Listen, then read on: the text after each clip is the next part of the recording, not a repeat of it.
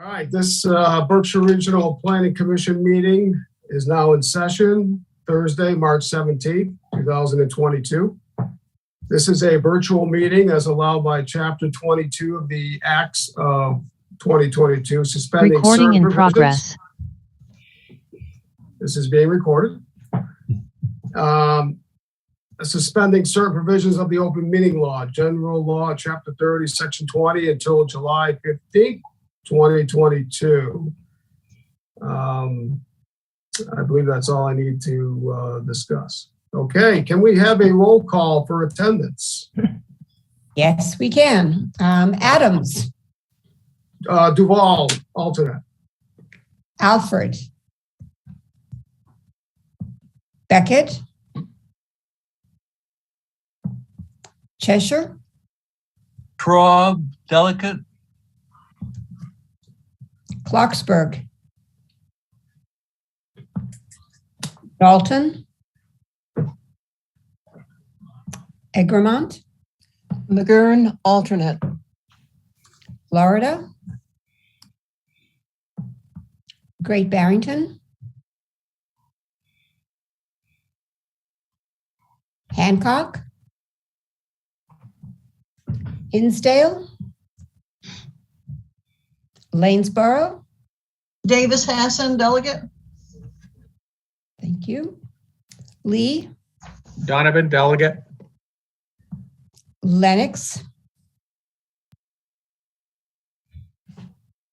Smith, new alternate.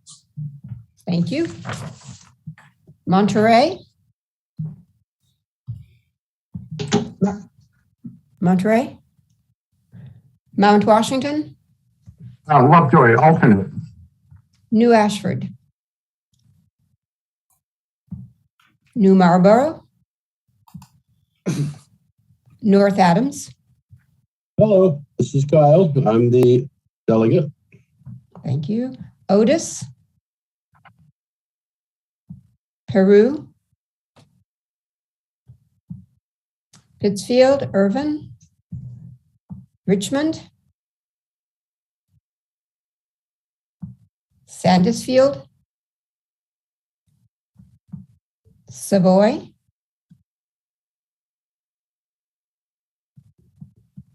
Sheffield. Renee Wood, alternate.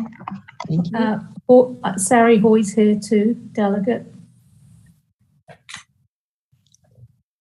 Okay, thank you. Stockbridge. Christine Rasmussen, alternate. Thank you. Tyringham. Hudson, alternate. Thank you. Washington. Gagnon, delegate. Thank you. West Stockbridge. Williamstown. Lawrence, delegate. You're muted, Roger. Roger Bolton is here too, I believe. Yeah, I can see him. Yeah. Okay. Thank you, Roger. Alternate. Okay. Windsor. Doug McNally, delegate. Okay. Thank you. Great, thank you. Can I have a motion to approve the minutes of January 20th, 2022? So moved, Renee Wood, Sheffield. Can I have a second? Did we get that second? Okay, this is a roll call vote. You're muted, Kate. I'm going to call first names by town. John, Yes, Adams, yes. Peter, Yes. Mary, Yes. Yes, excuse me. Yes. Lanesboro, Barbara, Yes. Mark, Lennox, Abstain. Jim, Mount Washington, Abstain. Kyle, Yes. Sheila, Yes. Sari, Yes. Yes. Christine, Yes. Sarah, I wasn't here, so. Dawn,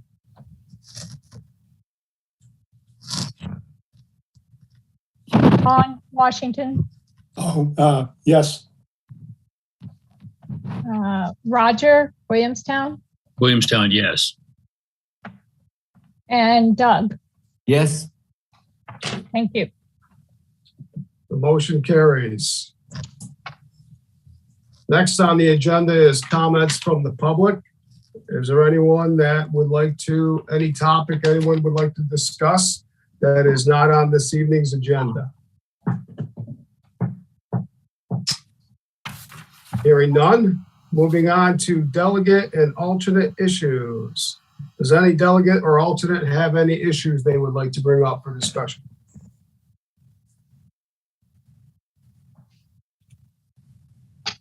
Okay.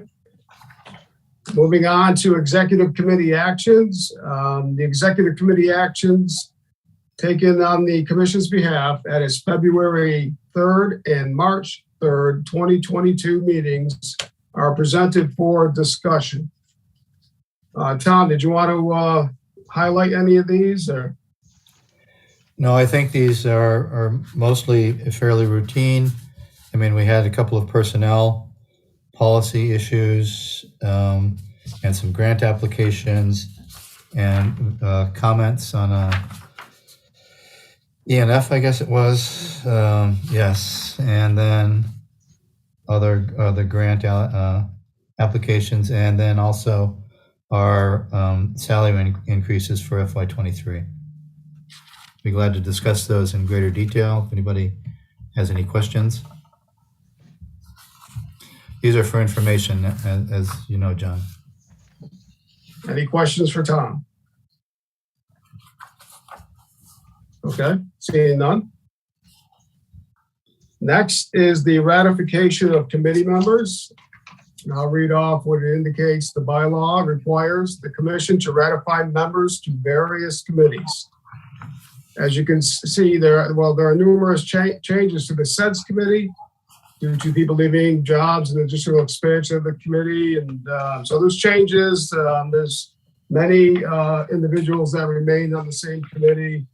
There are several committees here. So Tom, we need to have a motion in a second and approve these, right? That's correct. The commission Okay. has to approve committee members. Doug Okay. McNally from Windsor, motion to approve committee members. We have a motion? Do we have a second?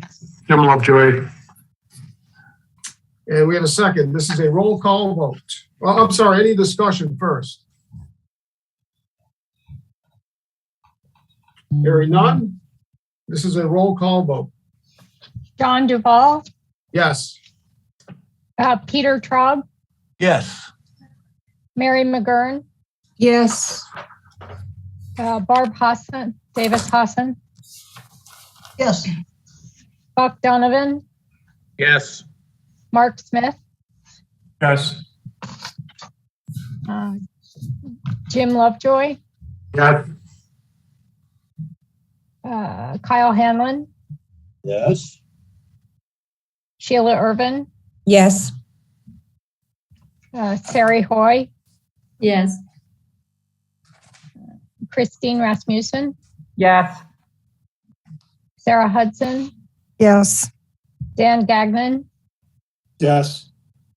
Roger Lawrence, Yes. Doug McNally. Yes. Okay, thank you.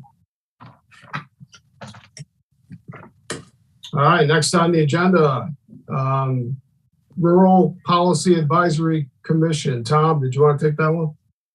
I would be glad to, but we went through these first agenda items faster than I thought, and I asked our guest to come in at 7:15.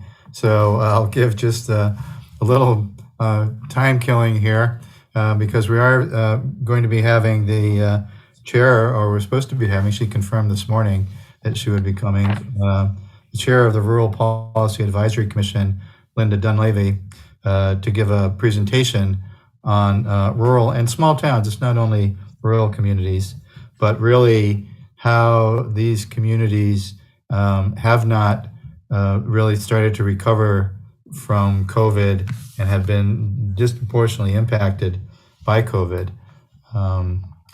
For those who don't know, and I've talked about it a little bit, the Rural Policy Advisory Commission is a state-established commission to really be an advocate for rural issues on a number of different policy areas. And I think, we have had a presentation before the commission before about the rural policy plan that we did. And we, several years ago, we had a number of listening sessions in Berkshire County about the plan and the development of that plan. We're also going to be talking about one of the highest priorities for the Rural Policy Advisory Commission, which is to establish a state office of rural policy, so that there would be a state level position to really advocate for rural issues across the Commonwealth. And this has been legislation that has been filed, and it is still alive in the legislative maze. So hopefully it's been filed several years, and hopefully it will make it a little bit further along in the approval process and hopefully get adopted this year. Rural Policy Advisory Commission members there are a lot of regional planning agencies that are represented. We have the Franklin Regional Council of Governments, Pioneer Valley Planning Commission, the Regional Planning Agency for the Worcester area and Cape Cod and the islands, as well as other representatives from various interests across the state, realtors. Our legislative liaison who's been working with us on this is Representative Paul Mark, who has been really very supportive of all of our efforts to do this. Tom, is this commission appointed, or how is this? Yes, this commission is appointed by the governor. So I'm a governor appointee. I am a member on this commission. Oh, you are? Okay. Yeah, I'm the representative for Berkshire County and the Berkshire Regional Planning Commission.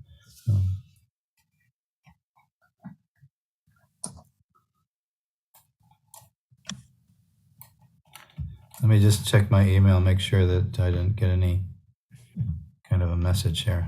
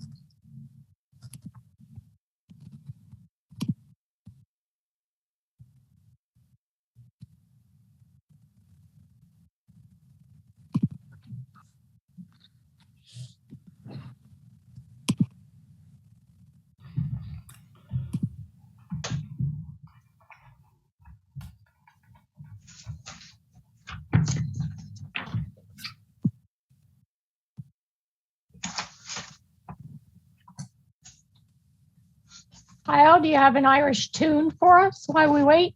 Oh, here comes Linda. You're just out of luck. Saved.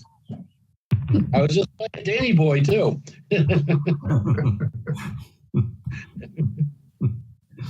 Could we take some business out of order while we're waiting? No, our featured speaker is just signing in. Just another minute or so.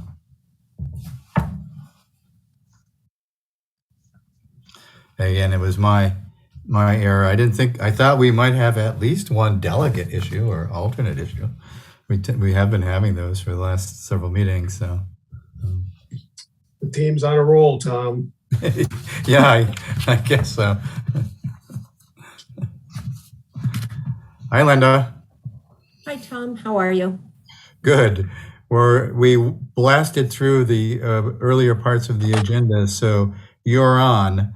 I've already I've already given basically a preview of the Rural Policy Advisory Commission, a little bit of an explanation. So I'll let you take it away. Okay. You do have screen share. Okay, let me do this. Can everyone tell me if you can see my screen? Mm-hmm. Yes. Yay. Yep. Yes. Okay. So Tom has already told you that the Rural Policy Advisory Commission presented this to the Legislative Rural Caucus. When was that, Tom? Last week? Yes, I think a week ago Monday. I wonder if you're going to be able to see all of the, can you see the full screen, or are the people hiding it? I see the full screen. Oh, good. Okay. All right. So thank you for inviting me. I'll fly through this. You can either stop me as I'm talking if you have questions, or I can answer questions afterwards. But the Rural Policy Advisory Commission realized that this is really a key moment for the Commonwealth for a number of reasons. Number one, we have American Rescue Plan Act funds. We have a healthy state reserve. We have COVID resilience and recovery as a top priority of both the state and the federal at the federal level. And we have Auditor Bump, who has come out with 2 studies, one on pilot, 3 studies, one on pilot, one on rural schools, and most recently on Western Mass infrastructure. Each of those studies identifying and providing evidence that rural areas have not been treated fairly for decades. And so we wanted to use this moment in time to make sure that we get as many resources as possible to rural municipalities. And that's what we met with the Rural Caucus about last week. Tom told you about the Rural Policy Advisory Commission. This is the cover of the Rural Policy Plan. Please read it if you haven't. And then we also looked at 2 existing economic reports. The first one is Auditor Bump's public infrastructure study, and the second is Preparing for the Future of Work in the Commonwealth. I imagine many of you have seen Auditor Bump's study about Western Mass infrastructure, and one of the takeaways from that is that local needs of rural areas are not and cannot be met without state assistance. This slide will go through a bunch of the recommendations from that report that I won't go over, except it says more needs to be done for rural municipalities. The next report we looked at was Preparing for the Future of Work in the Commonwealth of Massachusetts. This was created in July of 2021, really looking at the impact on COVID in different subregions of Massachusetts. The concern we took away from this, and hopefully I can't see it, but hopefully you can, the last 2 columns are rural Massachusetts and tourism-based economies in rural areas. And you'll notice that this table basically says that COVID had little impact in rural areas of Massachusetts. And what we wanted to argue and are arguing is that this is really a false assumption and a false assessment, because rural areas already lacked adequate office space, childcare, transit, housing, and diversity.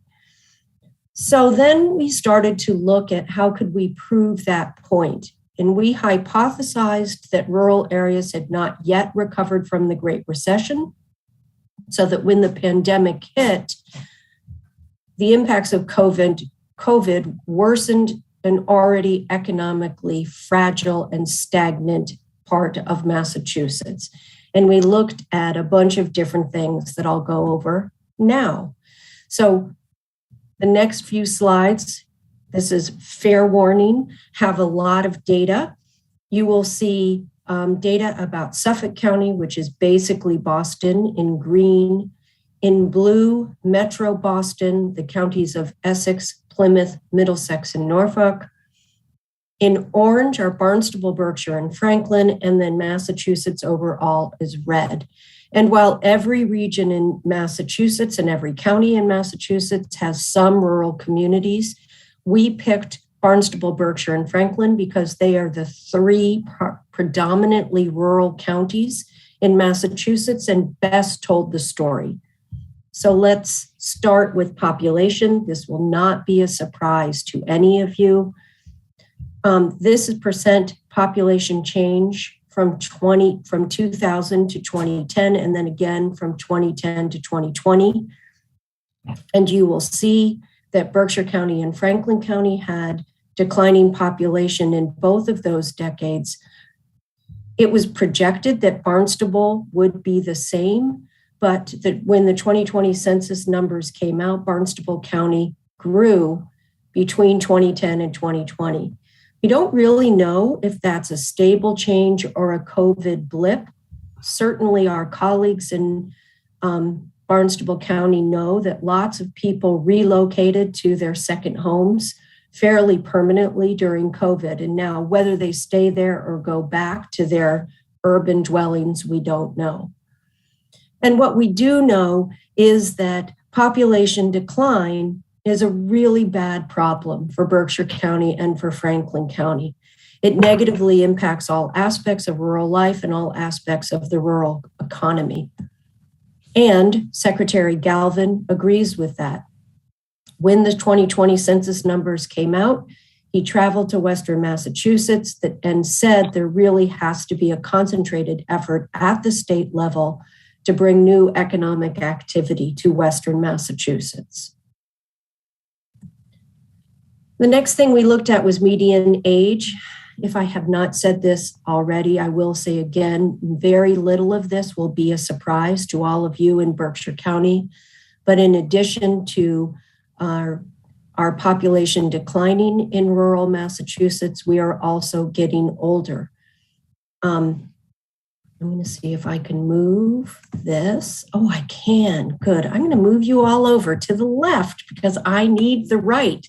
So what this table shows is that while Massachusetts grew 1.1 years older from 2010 to 2019, in Barnstable County, residents were aging faster. So the median age in Barnstable County is 4.2 years higher than the rest of Massachusetts, 3.1 in Berkshire, and 3.4 in Franklin County. And so then we also know that as we are to have declining population and aging population, the problems of our declining population are exacerbated. We have increased number of citizens on fixed incomes. We have a need for specialized healthcare, housing, and infrastructure, and we have a reducing available workforce.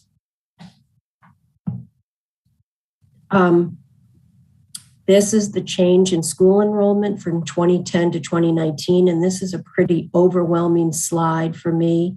You will see that Franklin County school population declined by almost 21% from 2010 to 2019, and that it was over 15% in Berkshire and Barnstable County. And we all know that smaller class sizes doesn't eliminate the need for a classroom or the cost of maintaining school facilities. And this is another challenge for our municipalities who are trying to encourage young families to move to Western Massachusetts. This is average earnings per job. And so look at Suffolk County. The average earning per job is nearly $125,000. Compare that to Franklin County is $50,000 and Berkshire County is $57,000. So even with the consistency of a federal minimum wage rate, jobs in rural areas pay significantly less, and we may have fewer full-time jobs than Metro Boston and Suffolk counties. Our wages are not keeping pace with the rising cost of living, and especially not for inflation and supply chain issues caused by COVID. Looking at our tax levy, this really looks at property value growth and look at the lag in property value growth in Berkshire and Franklin counties. This means that our municipalities have less revenue for services, for maintenance, for investment. And this is what Auditor Bump pointed out in her Western Massachusetts infrastructure study. Not only do we have slow population property value growth, but because most formulas are population based and we don't have a lot of population, we get doubly hit in our inability to care for our residents, our infrastructure, our municipalities. And then people often will say that that the incomes in the Boston area have to be higher because housing costs are so much higher in the Boston area. This is the Housing and Transportation Affordability Index. This is a national index that looks at the total cost for a typical household of both housing and transportation. And because in rural Massachusetts, we need more than one car generally, often multiple cars, we can't rely on public transportation. It turns out that for a typical household, the total cost of housing and transportation is actually higher in rural Massachusetts than it is in the Boston area. So just so if you weren't depressed enough, let's look at unemployment. Unemployment during COVID, that actually was pretty steady. We all had about the same impact of unemployment during COVID.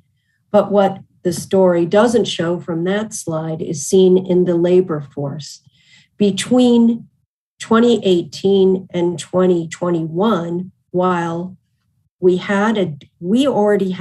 Berkshire and Franklin County already had a declining labor force pre-pandemic.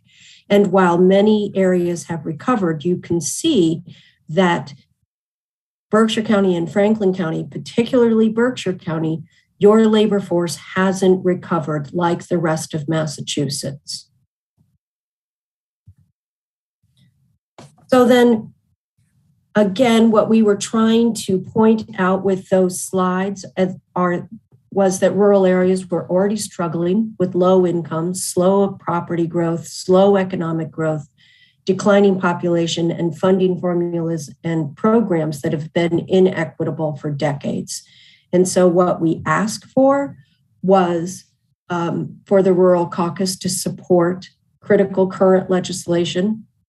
Our top priority continues to be to have an Office of Rural Policy located in Boston so that we have someone advocating for rural issues as their full-time job, day in and day out.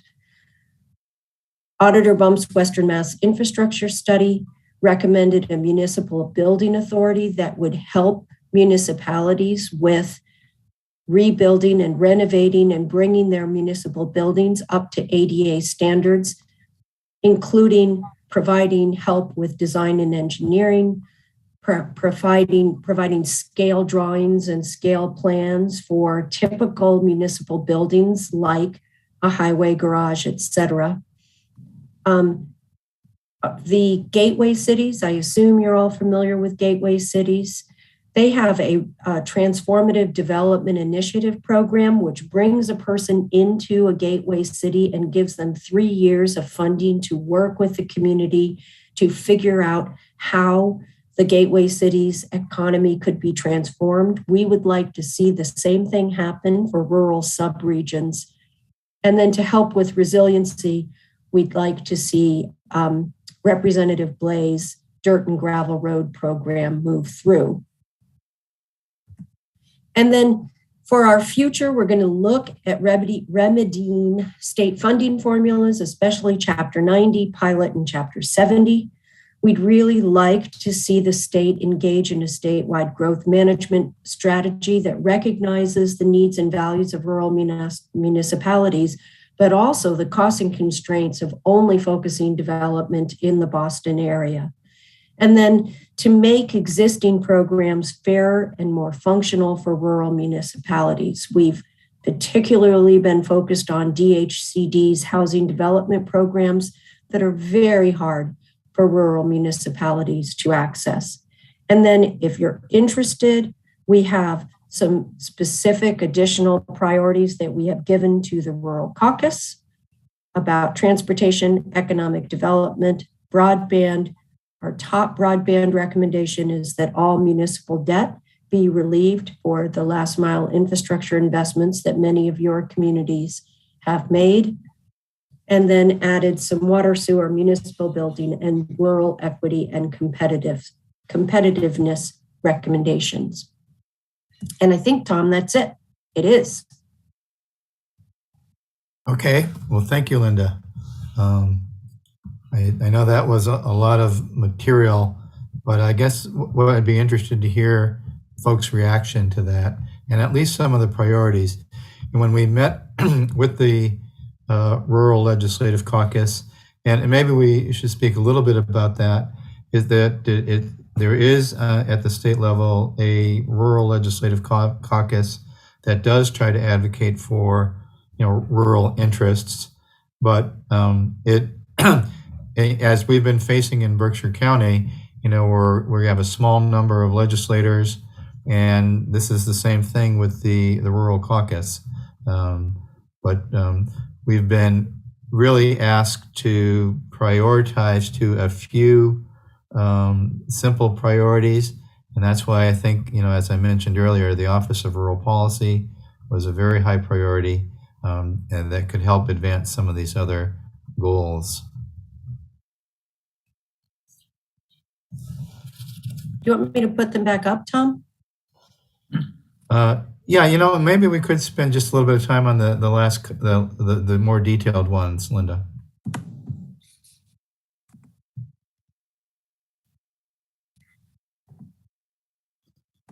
Hold on. The detailed ones, these? Yeah. Okay. Because they really call, they can, capture, aside from the Office of Rural Policy. Yeah.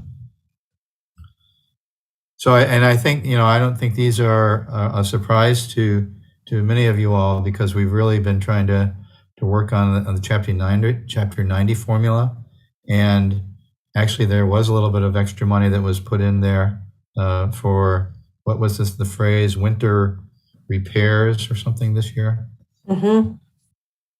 That did use a different formula, so used road miles only.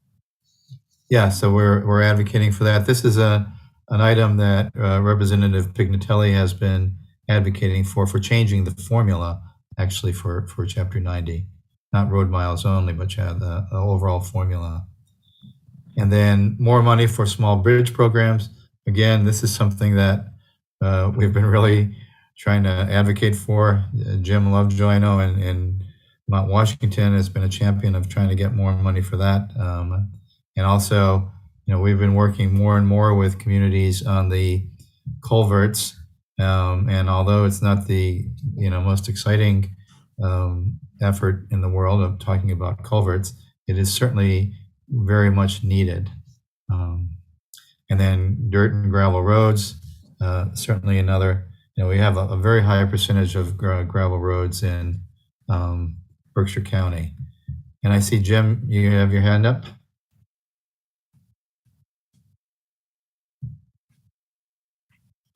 I think some other folks had their hands up first, but I just wanted to, reiterate that we have been, the MMA has been trying to get them to raise the level of Chapter 90 funding for 10 years now, and we've had very little success.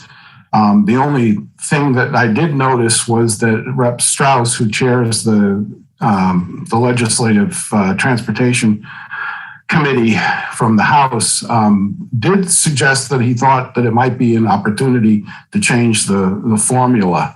And so that's the first time I've heard anything positive in that direction for a long time.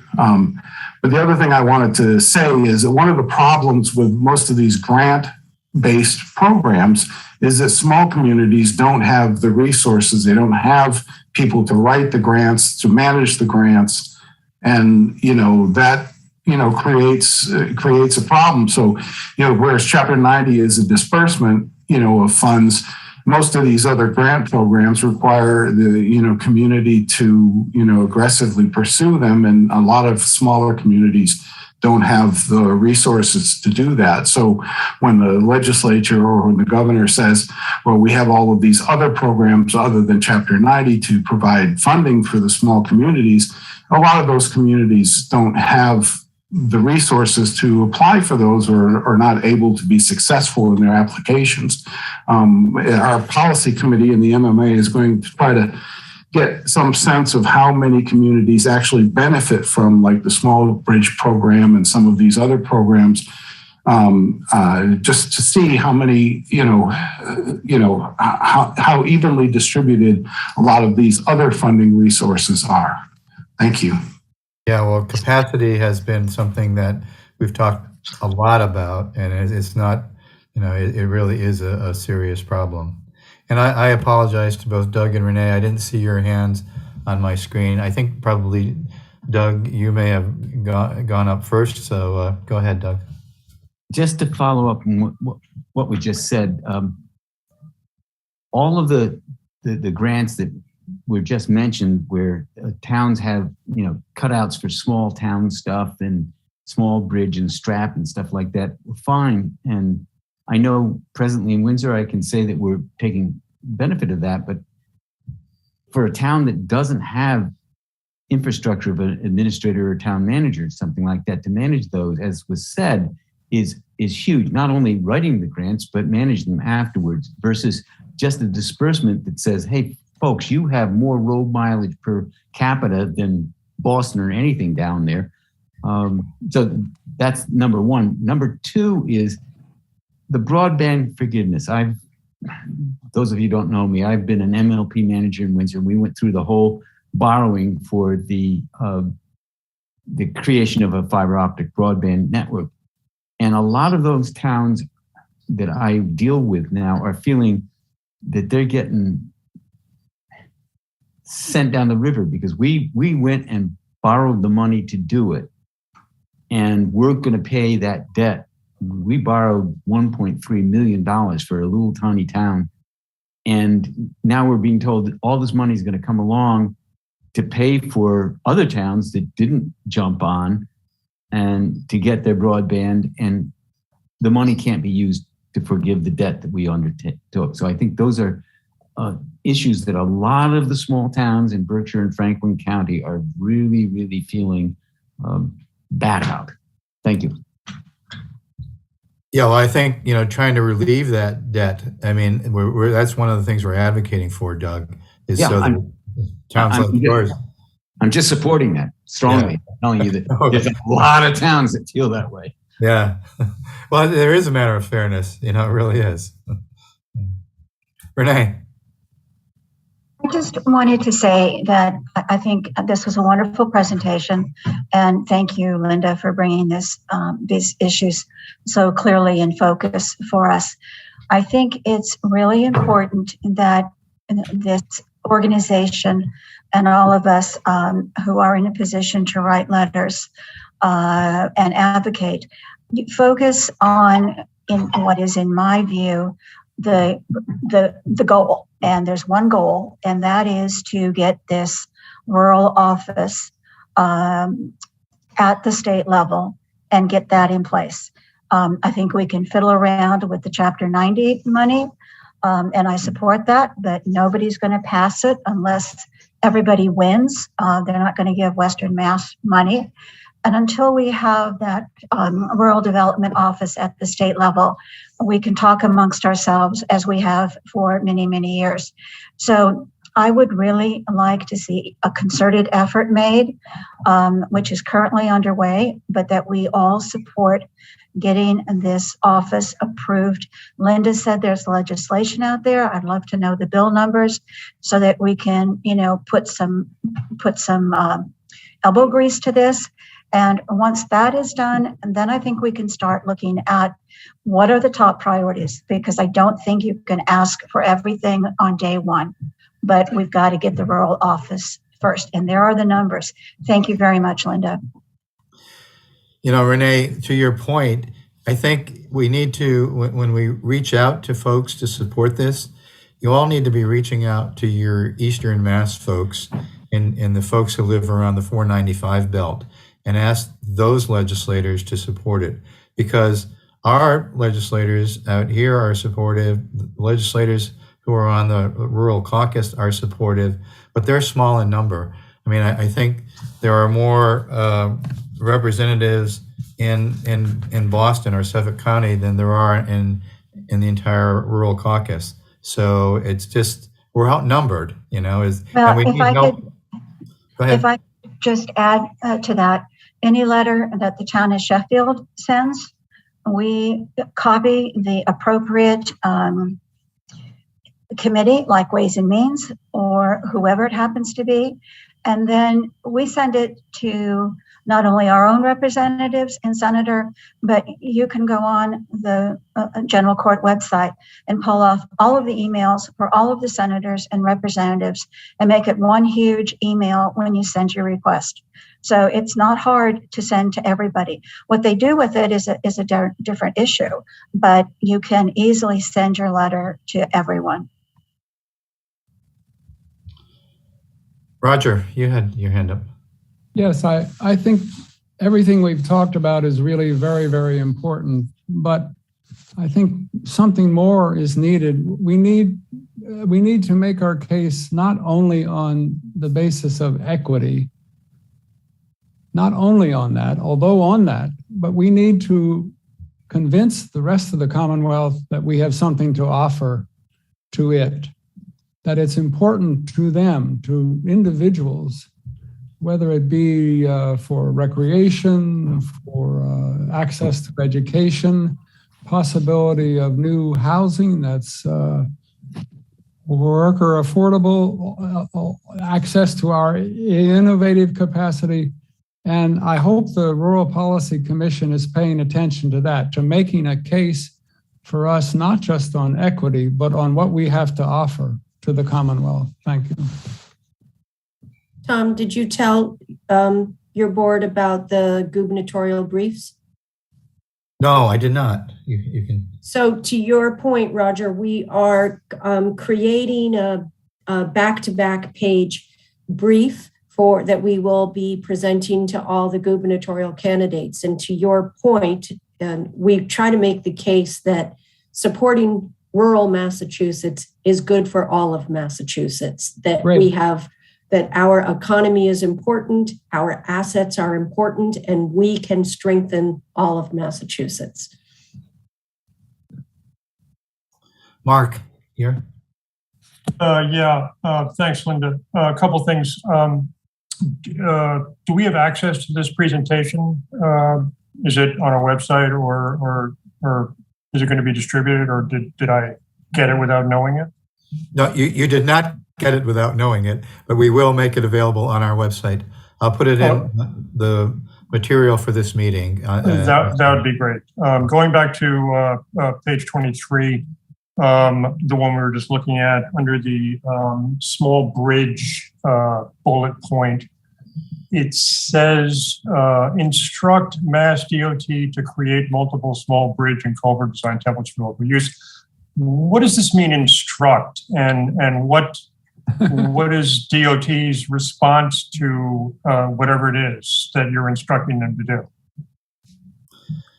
Well, if you remember, we've had several discussions about this over years, that it seems very inefficient for each and every project to have to go from design, to take a design from the very beginning to the very end, when a lot of the times a bridge is a bridge.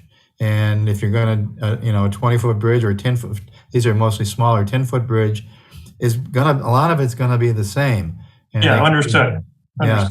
And I guess my question was, do you instruct DOT to do this, and or how does that actually work, and will they do that? Well, they haven't yet. So that's why I think we need to kind of keep instructing them, or maybe that's not the appropriate word. I don't, Right. Okay. All right. I mean, we still haven't had the formal results of what was a very good, effort to look at bridge and culvert, the bridge and culvert program across the Commonwealth. It was done with a lot of, thinking, a lot of engineers, a lot of environmentalists. But to my knowledge, that report hasn't been released yet officially. And that's really a shame, because that's just wasting time. This is Doug. Can I jump in? Because Next time. I can you hear me? Yeah. Mhm. Yeah. Okay. Basically, we have to realize that we don't have engineers that can approve designs in our district. And that is a huge problem because any culvert or bridge design we submit has to go to a Boston-centered engineering. We're the only district that does not have our own engineer. And that I'm dealing with 6 culvert bridge grants right now. And all of them are being held up by Boston thinking that we need guardrails for the Mass Pike on a rural road or other stuff like that. So there are a lot of problems with the structure of engineering approval for all kinds of road work in Massachusetts. Well, that's, I think, something we could really lobby for or advocate for, is getting an engineer in our district. Has District 1 never had one? Or just doesn't have one currently? Never. It took me a year and a half to get Boston to approve a design for an in-place bulwark for a culvert, because they just thought that we were talking about the Charles River, not a creek. I mean, they just don't understand our applications, and they just hold us up.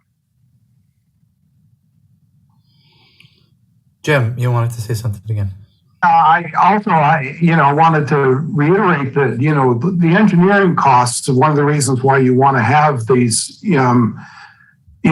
pre-designed templates, is that the engineering costs end up being prohibitive to the application for grants, because lots of times, grants depend on communities having, some kind of, semi-shovel ready projects.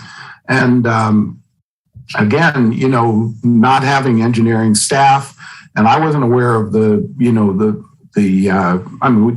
certainly have engineers in District 1, but I guess they don't have bridge engineers, or for some reason the process requires them to send these plans off to Boston, which is crazy. But again, engineering is really a critical part of the cost structure of the small projects that we have to have, and that something has to be done about it. And unfortunately, I think there's quite a substantial lobby for engineering companies in Boston, and I'm hoping that the whoever we get to be the rural policy advocate there is going to have big muscles to move that group from one place to another.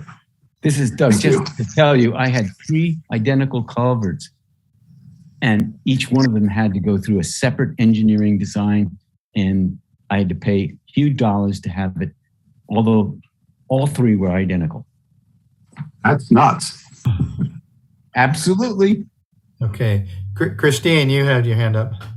Yes, thank you. I think this is a wonderful effort. And I would just like to talk about the education process that I believe we need to get the eastern part of the state engaged in helping us accomplish this. I worked for the legislature for a number of years, and I know hands-on experience makes a difference to them. The farmers go out, have a wonderful legislative day, bring legislators to their farms, and they get funding. So I know that Smitty every summer invites legislators to the Berkshires to do things. They go to Tanglewood and other activities. I'm wondering if we could think about piggybacking onto that and have a program where legislators could see the culvert problem, understand what the issues are. Because I think you can read about it, but for a lot of people, seeing rather than reading makes a difference. And people don't realize that there's a part of Massachusetts that is beyond Westfield, and they're shocked when they drive up that section of the Mass Pike with what they're seeing. So I think we really need to look at our legislative delegation and see if they would be willing to help us with an education program. Yeah, that's a great idea, Christine.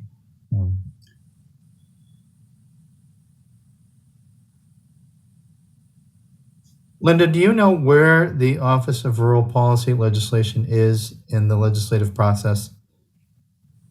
Okay, I mean, it's still alive, right? It hasn't been put to bed. Yeah, up it to is still study. alive, but I don't know where it is. I do. Well, Why don't I know that? Why do I not know that, Tom? I don't know, but I'll take it on myself Okay. to look at where it is, and I can get out another piece of information to our commission to help with the support of that. I don't see any new hands. I don't know, Mr. Chair, do you want to move along, or how do you want to handle? What do you want to do? Tom, I just had one point directed question. So for bridges and for culverts, we have to send them to Boston because for road projects, we have engineering firms that we use in Berkshire County. Is it just bridges and culverts? I was a little confused on those questions. Yes. Well, let's see if- It's bridges and culverts. You have to go to Boston. We don't have an engineer to approve bridges and culverts in Berkshire County. Let's see if Cleet can add value to that. Cleet, are you participating? Yes, I am participating, and yeah, I believe that may be the case in terms of having engineering firms that are pre-certified that have the ability to provide the services to the standards that MassDOT has set. And the last question is that the towns need to use Chapter 90 money to have that accomplished? Yes, that is an authorized expense for Chapter 90 funds. Engineering design services is allowable for that. Okay. I just, Tom, I think this is probably something we need to look into a little bit more, a little deeper. Well, yes, and we've also been advocating for funds for engineering and design in general, because we've been talking about this catch-22 is that we don't get funding for construction of projects because we don't have any that are shovel ready, but we don't want to use up all of our Chapter 90 money to get design and engineering done if we don't know we're going to get the project built. So we've been really trying to get a pot of funding for engineering and design that would basically line up a lot of these projects, whether they're culverts or small bridges or even road projects. I think I might clarify. Now, Doug, what you were talking about was the fact that your plans, the engineered plans, have to be reviewed by the group in Boston. I mean, there are engineering firms that will do bridge work here in Berkshire County, or engineering firms that will come here, but those projects have to be reviewed, and they're not reviewed locally. Isn't that what you were saying? Yeah, I mean, local people. So I think I try to clarify what John was asking. It's not that we don't have engineers that will build bridges here. It's that, that the review process has to take place in Boston because they have the bridge group in Boston and they don't, the local District 1 does not review those plans. That was my understanding. Is that what you were trying to convey? Yes, every other district, but District 1 has a Right. engineer. But it's a matter of review. It's not a matter of the basic engineering. That's, I think John was. Absolutely, but the standards applied for Boston to Berkshire Right. County are crazy. The problem with having them reviewed in Boston. I'm just trying to clarify that it's not the not the engineering of the project. It's the review by the state, by MassDOT, that is the bottleneck. Are people hearing me? Yeah. Yeah, we hear you. Yeah, it's the review and approval. It's not the review. Right, the review and approval, absolutely. Yeah. In other words, I think, John, does that help? That does. I appreciate that. Okay, I'm sorry. I think there was some communication as to the process there. I thought I might be able to help clarify it. Yeah, and it does. I appreciate that. I just think that the engineering funding should be separate from Chapter 90, but that's a different story. Okay, thank you, Linda. It was a very good presentation, a lot of great discussion here, so thank you very much. Yes, Thank you. Nice to meet you all. Bye. Bye. Thanks. Bye. Okay, next, the Berkshire County Electric Vehicle Charging Plan. Tom. Yes, so we're moving into the future a little bit with these electric vehicles. And so Justin Gilmore, our transportation planner at BRPC, has been working on a charging plan. If we're going to have these vehicles, how are we going to keep them powered up? And so he's worked on this over the last, year or so. And I think it's going to be even more important. I think in the transportation bond that was advanced today, there was going to be an emphasis on electric vehicles. So it's going to be more and more important to get these charging stations in place. So take it away, Justin. All right, good evening, everyone. So I'm Justin Gilmore, I'm a transportation planner with the Commission. So I've been asked to give a brief presentation on the development of the Berkshire County Electric Vehicle Charging Station Plan. So that's what I'm going to do right now. So this is sort of loosely how the plan is organized and represents some of what I'll just be briefly touching on this evening. So the plan reviews the impetus for the plan. It reviews existing conditions, looks at the current state of electric vehicles and charging station technology. It reviews existing funding and assistance programs that are available to municipalities to help offset the cost of charging station acquisition and installation. It looks at what makes a site suitable for housing charging stations. It reviews EV charging station planning tools that can help municipalities sort of plan out the next steps for expanding the network. And then it concludes with recommendations moving forward.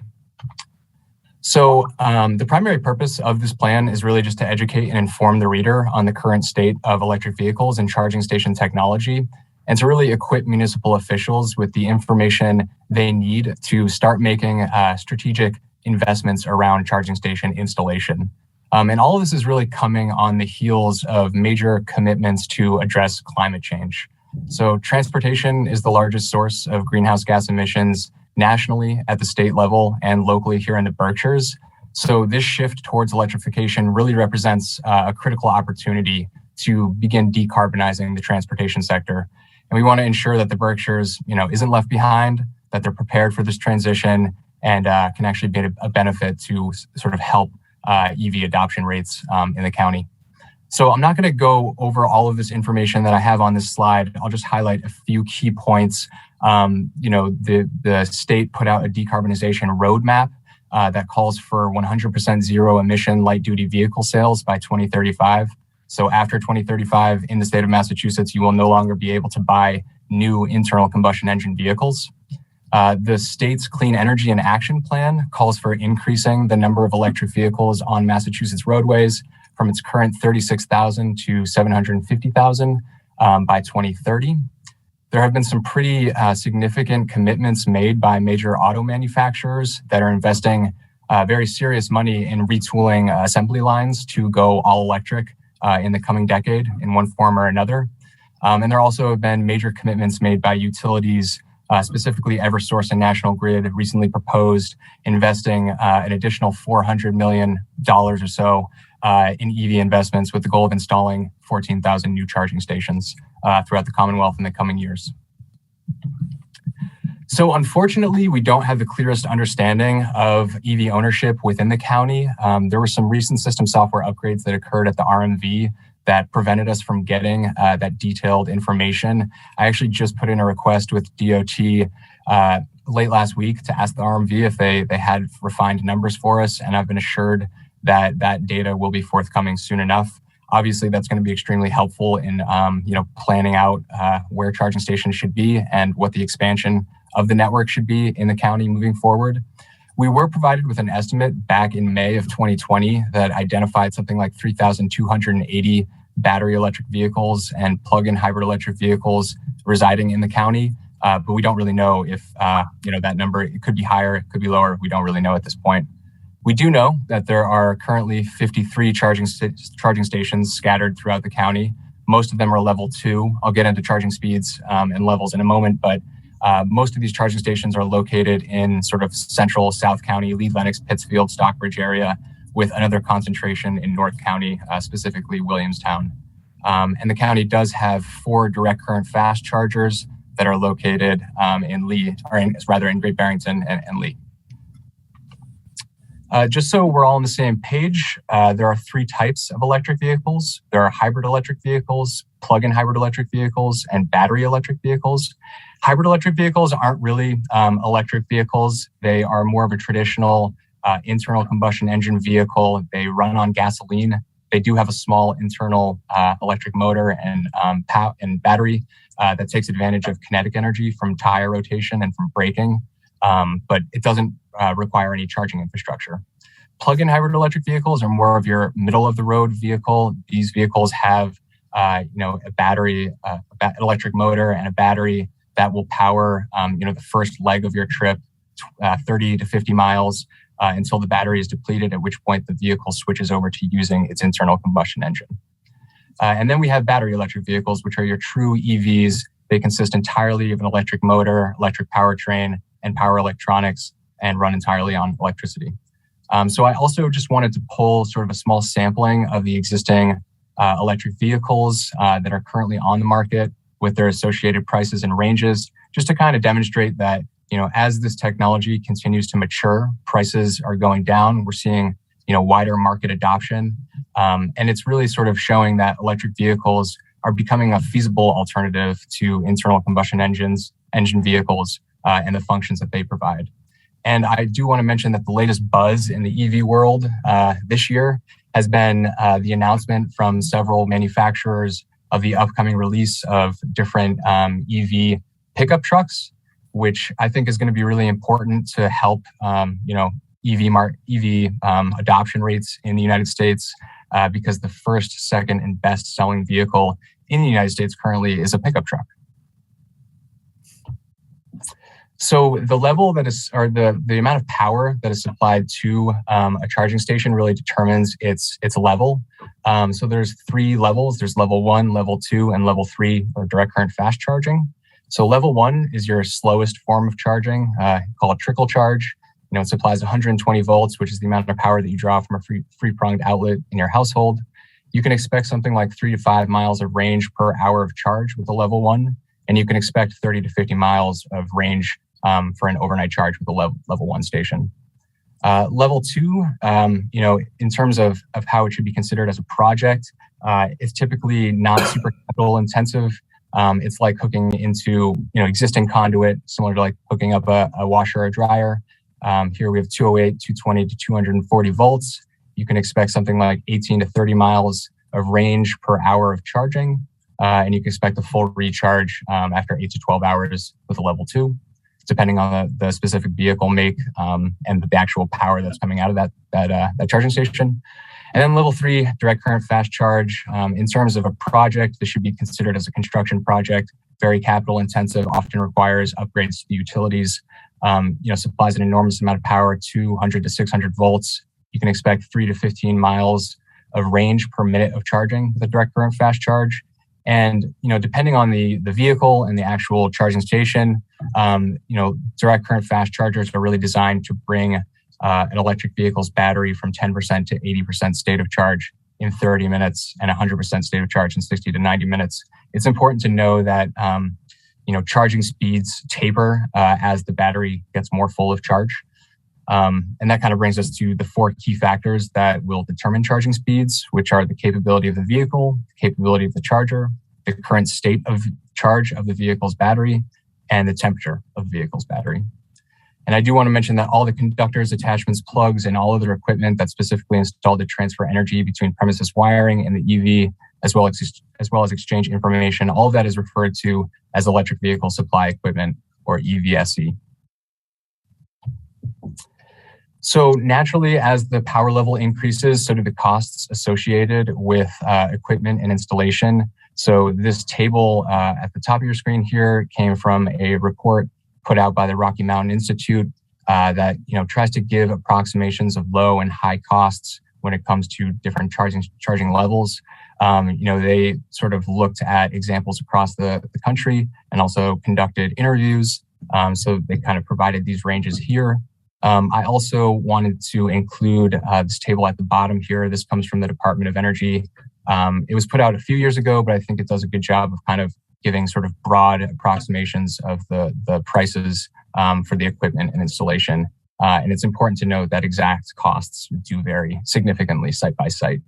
And of course, the plan does outline key factors that affect equipment and installation costs. I'm not going to get into that right now, but sort of the plan outlines those types of considerations.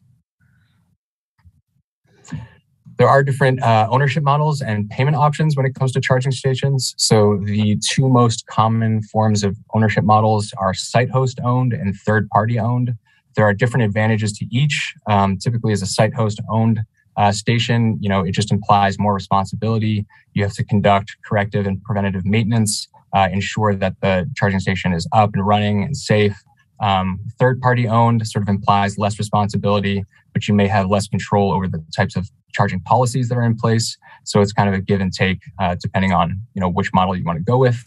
There are different payment options as well. Some charging stations require payment to use. Some charging stations don't. If you do require payment, it has to be publicly accessible, and you can't require people have a subscription to use a particular charging station. So now when we think about what sites are suitable for charging stations, you really want to think about how long folks are going to be parked there and what they're doing at that location. So for level 1, it's not really suitable for public applications. It's really more suitable for home applications.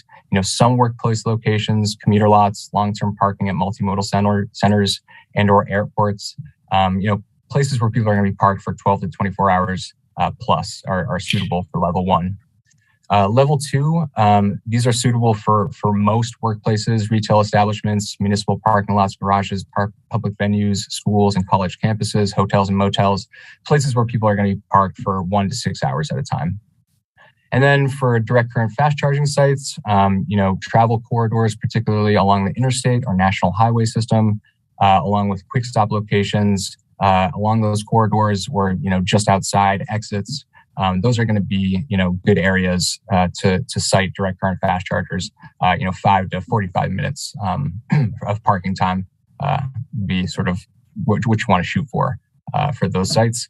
And then the plan also sort of outlines different considerations that should be accounted for when it comes to zoning codes and parking ordinances to just specify the permissible use of EVSE in different land use contexts. So there are a number of assistance programs that are available to municipalities to help offset the costs of charging station acquisition and installation. The Massachusetts Electric Vehicle Incentive Program has a number of programs that are offered. This matrix comes from the state's website, does a really good job of breaking down the information and sort of understanding requirements and who is eligible and what type of assistance you can expect. Eversource and National Grid also, offer make-ready programs that we encourage municipalities to look at and take advantage of. They provide varying levels of assistance to offset the costs of acquisition and installation. And then the Green Communities program also offers funding for EV acquisition and charging station installation. So those that are designated as green communities, we encourage those folks to look at that program as a potential source of funding. And I'm not going to get into the weeds on the different planning tools, but these are outlined in the report. And we just try to provide these publicly accessible resources that can help municipalities sort of understand what they're charging, what charging they should expect, or what they should plan for based on the number of vehicles they're trying to support, where that charging infrastructure should be placed. And then, of course, we have a tool on the right that helps identify where direct current fast charging sites might be most applicable.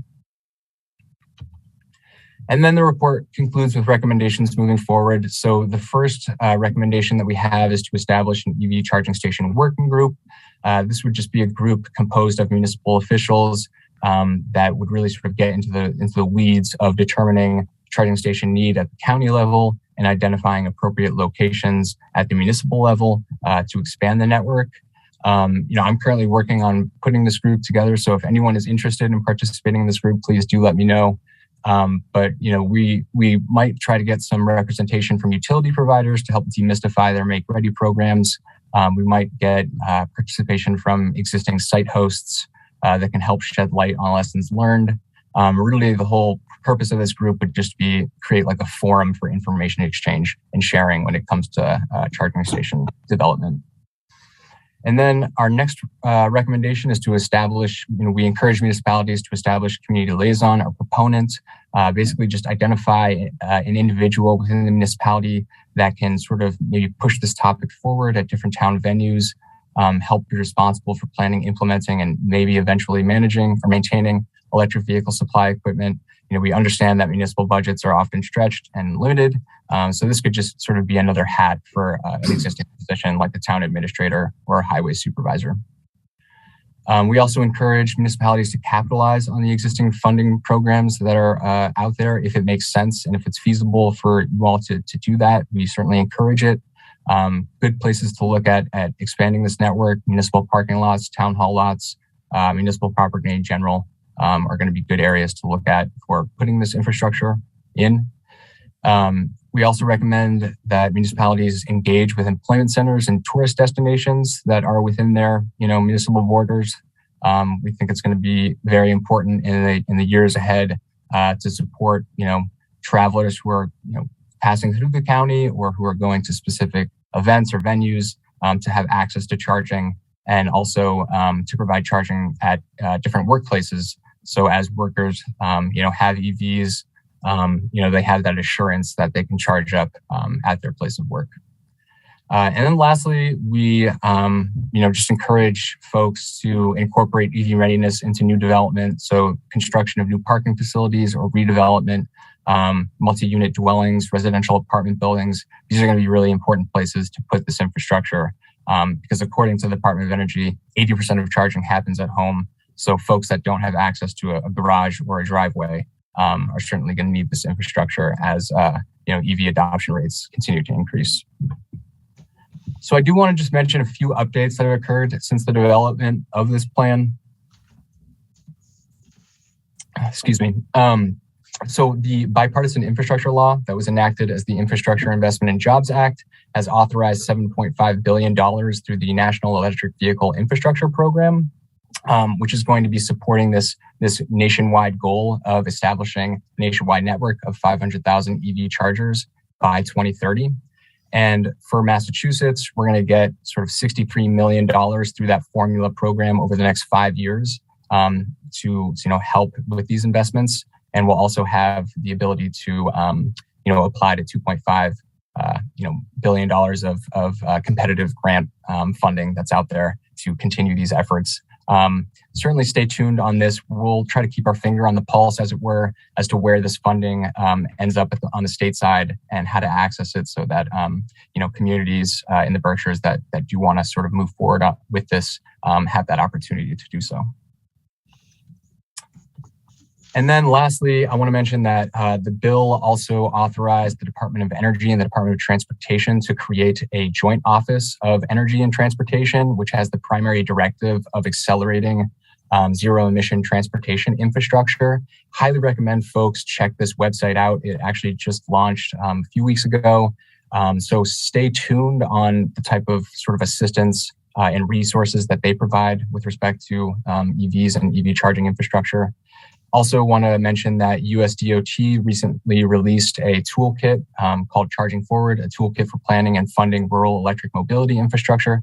I highly recommend folks check that out, as it really does a great job of covering all the types of considerations that need to be accounted for when implementing charging infrastructure in rural environments, like the Berkshires.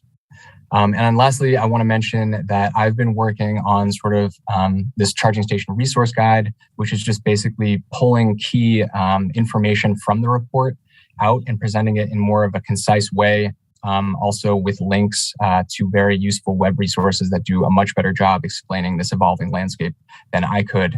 And hopefully that will be coming out soon. So definitely stay tuned for that. And I imagine it will be up on our website when it's done. I could also send it around in email to you all when it's complete, but stay tuned for that. So yeah, that's all I have for you all this evening. I'm more than happy to take any questions if you all have any. Otherwise, I really appreciate everyone's attention. Yeah, Renee. Thanks, Justin. A great presentation. I want to ask you if you have seen whether Chapter 90 funding can be used for this, and whether you've seen anything in Complete Streets that would allow for this. So I have not seen anything in Complete Streets that would allow for this. I haven't seen anything specifically in Chapter 90 that relates to charging stations in particular. I would imagine that I'm not sure if it would be an eligible expense to get involved in these activities. I'd have to look for you on that, but I haven't seen anything specifically in Chapter 90 that mentions. Yeah. Doug. Yeah, just basically, the Windsor Green Committee has been following the Green Committee stuff, and for small communities, the Green Committee grants, if you're a green community, there's funding to put one in. We're planning to put one in at our town offices because it's on the route between Berkshire County and Northampton, which is a major tourist route. So I think that if anybody is a green community, look at the possibility of getting funding from that. Thank you for that, Doug. I think this is a great opportunity if we were to become a leader in EV charging stations as a way to attract young people. I know that one of our staff, she had an electric vehicle, and she was dismayed that it was really hard to find places to charge it in Berkshire County. And she finally moved on. I don't know if that was the reason, but it was certainly part of it. You're smiling, Justin. You know the backstory there? I don't know. No, I don't know the backstory. I will mention though, there's a lot of exciting things happening in this landscape, and it's continuing to evolve. I think one of the more exciting things that I've come across recently was this example in the town of Beverly. They recently were able to get electric school buses deployed and in place, and I think that's awesome. I think that would be such a cool thing for the Berkshires to try to do. It just makes sense to try to decarbonize wherever we can, especially vehicles that are around children, around their developing brains. So yeah.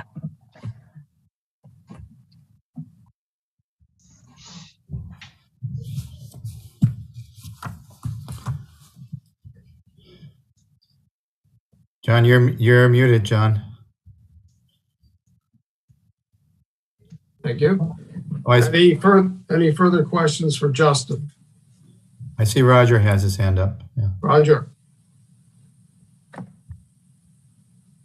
Yes, when you talk about a charging station, I mean, I assume that we have a certain number of plugs, things you can stick your plug into. But now each one of those is going to be occupied for, well, let's say a lot longer than it takes to fill up a car at a gas tank.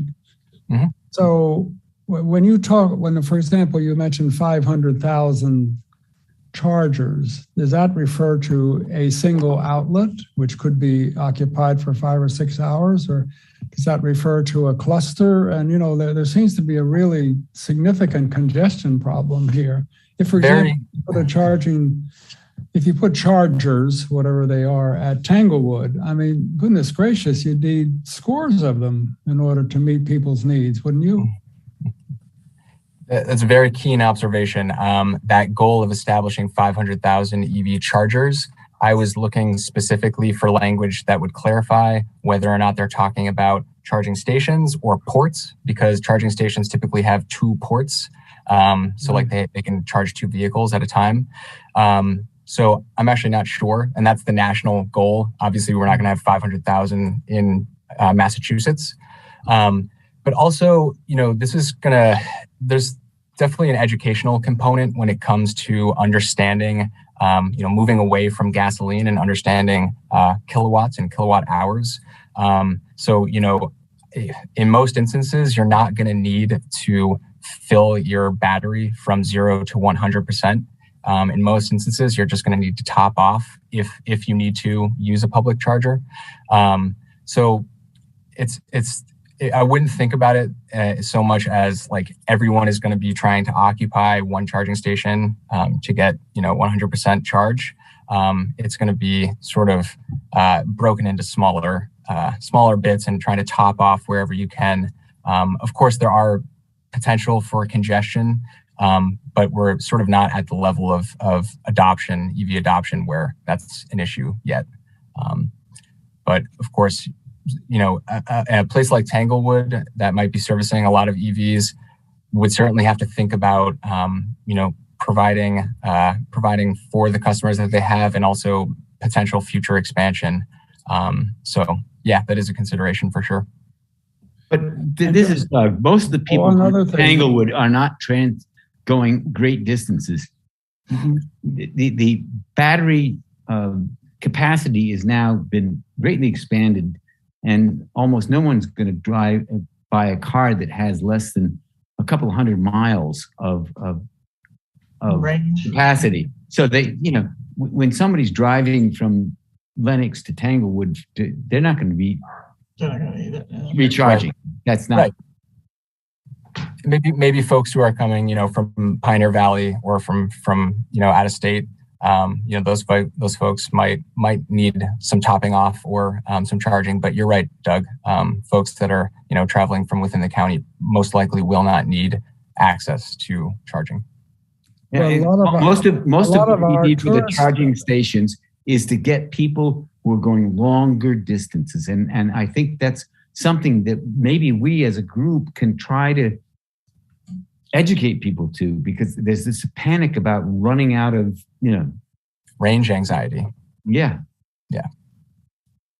A lot of our tourist attractions really attract people who are driving quite a long distance. Yes, but when they get there, they stay there for a while, and so we can put that in there. But when I went to North Carolina to visit my sister, and they're a little ahead of us, I'm sorry to admit, almost all of the motels, inns, and stuff like that have charging stations there already, and which means that the visiting tourists, when they pull in at night, plug in, and they get charged up. And they've come a long distance, but then they can run around and do everything they need while they're there, so they don't need to plug in again. So the new people coming in can plug in. I mean, there is we're not new to this. Yeah. Okay. Barb, you had Barb had one question, I think. Or yeah, I was going to have Barb be the last question, then we'll move on. No, I just thinking that like commerce is obviously ahead of this, because they know when you go to a grocery store, I've noticed them in grocery stores, one of the first places. And then your business is like golf courses where you're going to have a parking lot, full of people, 300 cars or so, whatever, for big tournaments. They've had theirs installed for quite some time. And then municipalities are talking about, getting them, especially, I forget if it was Doug or not, that spoke to the fact that if you're a green community, that you're more than likely going to want to get some into maybe your school districts, because that's where an awful lot of condensed large amounts of cars are going to be traveling. So it seems like the municipality and the commerce driven areas are already prepared for this. It just sounds to me like, the homeowner is going to have one in their own home leaving, and they're going to identify where they're going to go, and they're going to know along the way, just like we know along the way where all the gas stations are. So I think it's just a matter of, preparing and knowledge and not panicking. And I'm excited about the fact that we're going to finally become energy independent, especially with what's going on at the gas pumps these days. It's got me crazy. Yeah, goes right to Thank that you. notion of resilience. Thank you, Barb. Justin, thank you for your presentation. Thanks. Yeah, you indicated that you're looking for some members for a working group. I think you've mentioned that before. Do you have members on your group yet, or? I have a few people that have acknowledged interest. I have yet to send out sort of a mass email to those folks to consolidate this group. I wanted to present to you all before I actually went ahead and did that to see if there were any folks from this group. It's okay. I don't want to put anyone on the spot right now, but yeah, it's available. Okay, you can add my name to your group. I'll join. All right, great, thanks. And anyone else, just contact Justin or Tom, and we'll get you a part of that working group. I'm on. This is Doug. Doug, all right, thanks. Okay, thank you. The final item, is the housing presentation and short-term rental discussion. Tom. Yeah, so this is a continuing agenda item that we decided to focus on over the next several meetings anyhow. And really from the last meeting, you all asked us for some examples of where housing development has been occurring in Berkshire County. And so I've asked Chris Skelly, who's a project specialist, to do a little bit of research on some of those developments and give us a presentation on what his findings are. So take it away, Chris. Okay. Share my screen here.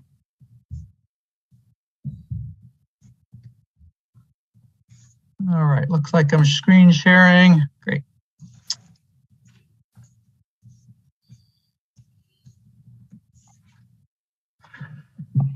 Okay, well, hello, everyone. I've enjoyed all the discussion so far. And certainly this Linda's presentation on rural issues certainly feeds right into a discussion about housing, as it did into the electric charging stations as well. So I thought we would just take a little time to talk about some of the successes that are out there in Berkshire County, new housing that's been created, talk about some of the examples, some of the some of the more creative kinds of things that have taken place, how they've actually accomplished that. And so it's kind of taking a little bit of a tour. We're going to take a little tour around the county basically and look at a bunch of different places where new housing has been created. When I say new, I don't necessarily mean like just within the last couple of years. I mean, these are recent projects that I'm going to be presenting here. And I'm definitely not presenting everything that's being done in the county. I'm picking a few projects that have taken place. I'm going to start off with some of the larger projects that have been done, and I realize those larger projects may not be as applicable to some of the smaller communities. But I will try to head over to some smaller projects with more applicability to smaller communities as I go on. These are going to be some market rate projects. There are going to be some affordable deed-restricted projects as well. And then some of these are going to be entirely private developments that have taken place.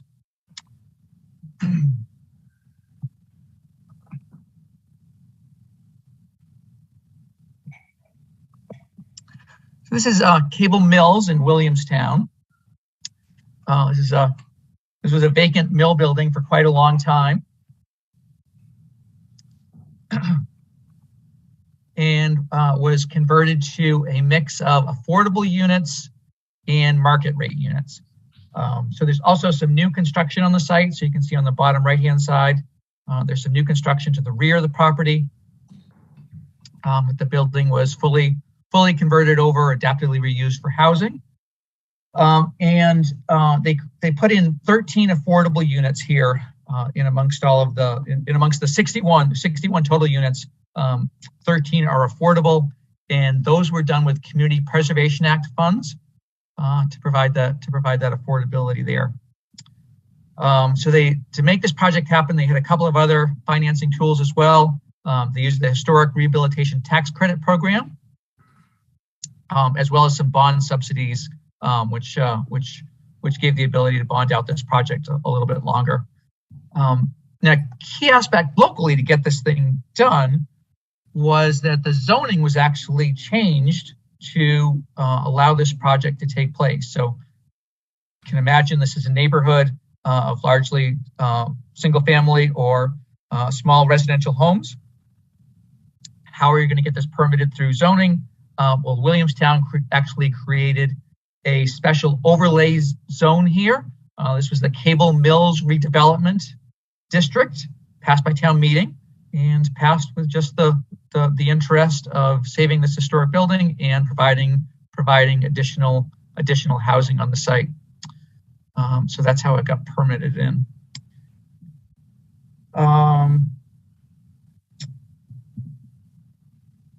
Okay, I'll go on to the next one here. So I'm going to talk about a couple more from Williamstown. This is Highland Woods.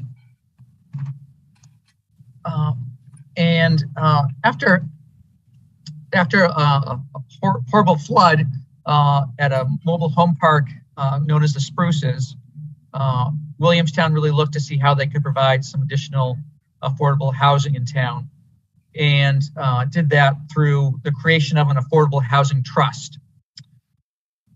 So that housing trust funded this project right here, Highland Woods. So this is a 40-unit complex for low-income senior citizens, and was completed with Berkshire Housing, but funded from a variety of sources, including the Affordable Housing Trust for the town. Williams College was also involved here in terms of the site acquisition, and at the state level, there's the Massachusetts Affordable Housing Trust Fund, and that provided some funding here as well. Low-income housing tax credits was one of the last pieces that made this project a reality here. So a good time to just mention affordable housing trusts. We don't have a whole lot of these in Berkshire County. We have them in Great Barrington, Lenox, and Williamstown.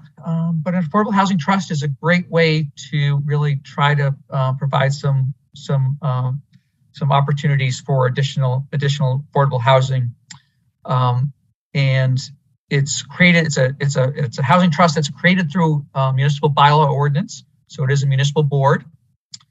And the funding for an affordable housing trust can come from a number of different sources. So if you're a community that has the Community Preservation Act, that's where a lot of the funding comes from an affordable housing trust. But there's lots of other places that these affordable housing trusts can generate funds. If you have an inclusionary zoning bylaw, they come through that. Developer fees. Williamstown is actually right from the general fund, directly from town meeting, has provided funds to their affordable housing trust.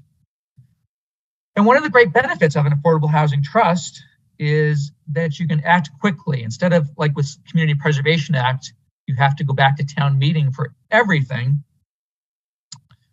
to get everything approved. The Affordable Housing Trust has the ability to be a lot more nimble and make decisions quickly that are in the best interest of the community. So that's a huge benefit.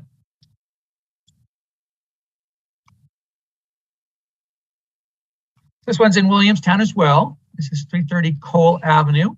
And this was also done with Berkshire Housing. And this site included a derelict mill building, which is the remains of it are still after the hidden apparently under the building on the right hand side. That this was a site with some issues that needed some cleanup as well. And actually one of the initial grants here was an EPA grant for some soil remediation. Low-income housing tax credits were used on this site as well as funding from the Community Preservation Act that went through the Williamstown Affordable Housing Trust.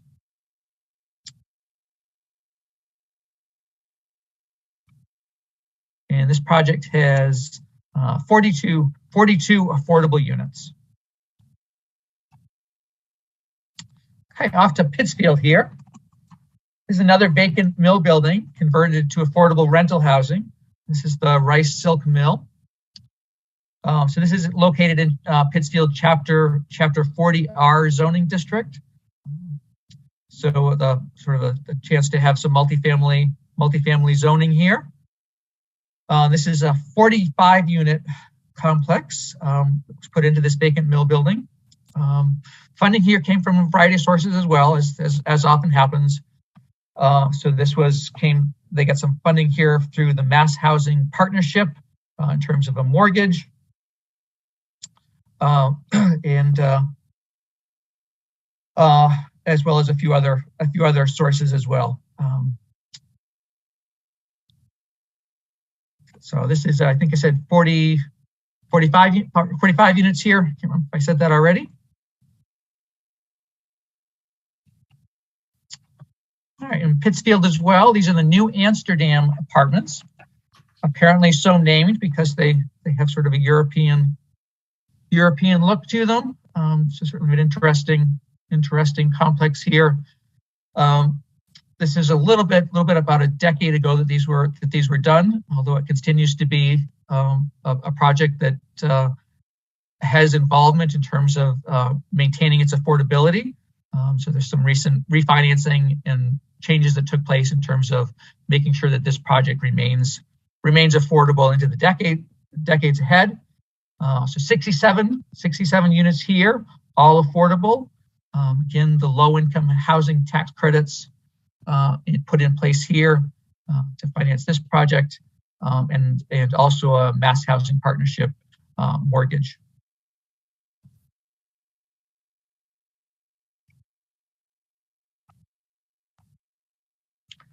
This is a really interesting adaptive reuse of a building to housing.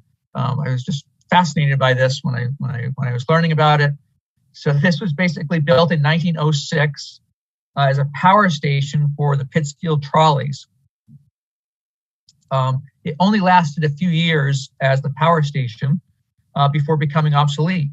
And in the 1920s, Roman Catholic Church took it over and converted it to a church. So from the 1920s up until a few years ago, it was a church building, but was then closed by the diocese, remained vacant, and has now been found another use. So it's gone. I just like that way it was adaptively reused in the 20s, and it's being adaptively reused now for housing. So this project is entirely market rate, 10 apartments here. And I'd say sort of speaks to that need for housing affordable and market rate in Berkshire County. I think it really speaks to that need for housing for a variety of demographics. So trying to get away from just the idea of having three bedroom houses. How can we have housing in Berkshire County that meets a number of different demographics? One of the issues in Berkshire County is just young people leaving. So how do we retain young people in Berkshire County?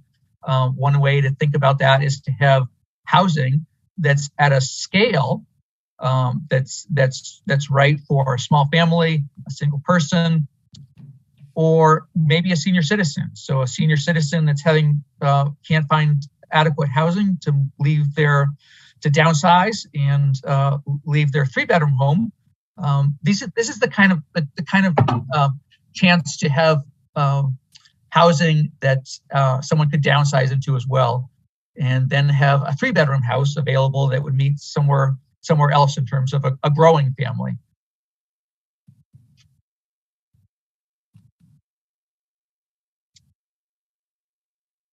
This is a recent one right here, Morning Star in Pittsfield, another reuse of a religious building in Pittsfield. This included the church, convent, rectory, school buildings, all market rate again, same kind of situation. 29 units, all rental apartments, completed just last year. So again, really trying to meet a demand here for market rate housing that's at a scale that's going to meet a demographic that's a smaller than a multi-person family.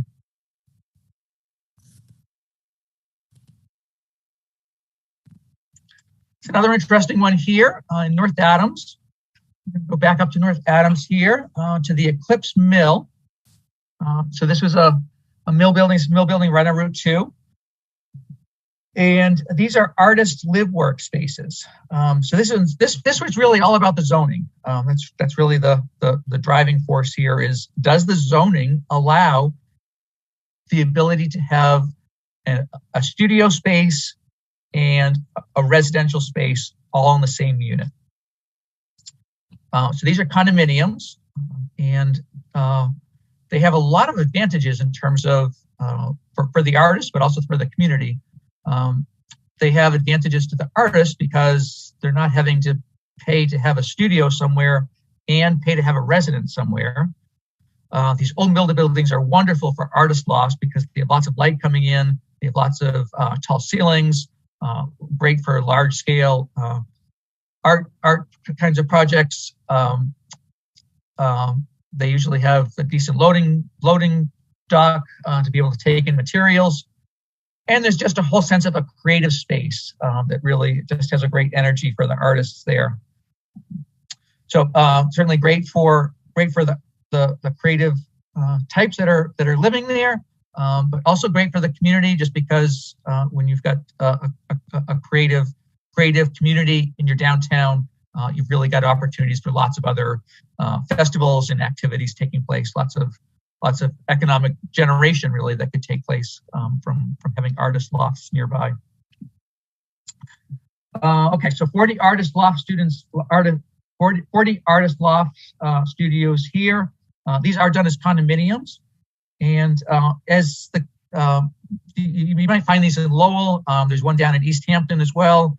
Often the way this works is that there's some sort of requirement that you have to have be part of a creative community. You have to demonstrate that you've got a profession that relates to an artist community in some way. So they have some criteria for that. Once that's passed, then you're eligible to purchase a condominium here. This is the Clark Biscuit Company up in North Adams as well. This project was funded through with the historic rehabilitation tax credits. So when you get those historic rehabilitation tax credits, it does mean that you have to do a rehabilitation that meets certain standards in terms of maintaining the historic integrity of that building. And they used a number of other things here as well: low-income housing tax credits, home funds, and the Affordable Housing Trust Fund through Mass Housing as well. So 42 units here, all affordable restricted units.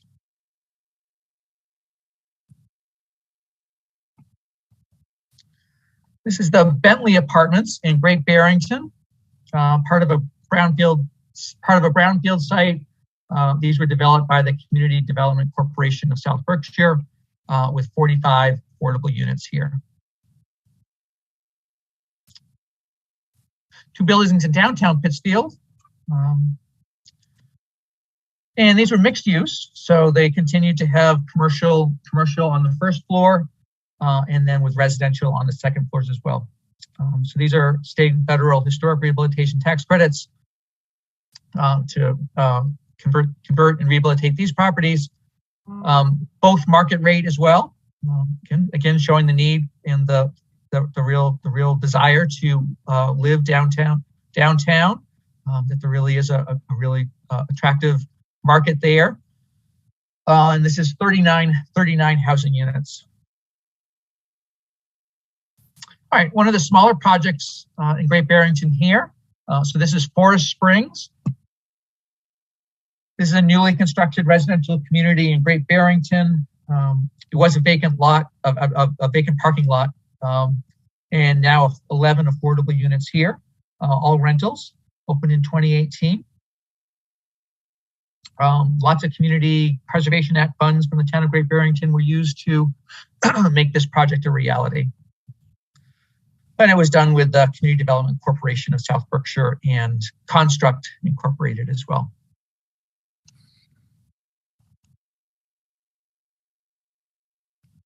Okay, a small one here, single family homes in Williamstown. Again, that Affordable Housing Trust also providing funding for something like this. So the Affordable Housing Trust in Williamstown provided the land here and chose Habitat for Humanity to come in and actually build this house to the left right here. There's going to be one. There's another one on the right hand side that will be constructed. But when I took this photo a couple months ago, it was still a partially constructed site. So there's going to be two houses here, both constructed by Habitat for Humanity with Affordable Housing Trust funds. Another way to think about this in terms of the smaller communities, this isn't necessarily new housing, but it's the potential to have to really increase your affordable housing within the community. So the Lennox Affordable Housing Trust used some of their funds to purchase a couple of properties here and then do a buy down.